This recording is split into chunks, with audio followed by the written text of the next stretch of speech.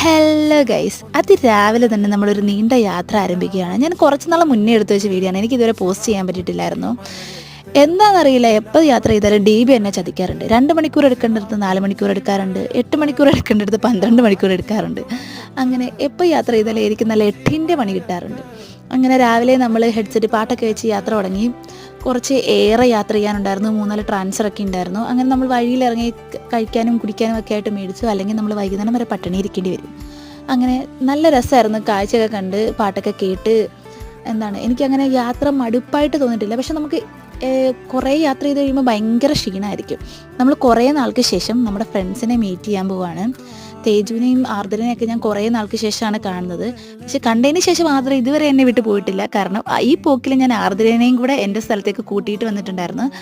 അങ്ങനെ guys, ആർദ്രയും family മാറി എൻ്റെ അടുത്തേക്ക് വന്ന് ഇപ്പം ഞങ്ങൾ ഒരുമിച്ചായി ഗായ്സ്. അപ്പോൾ അത്രയുള്ളൂ, ബായ്.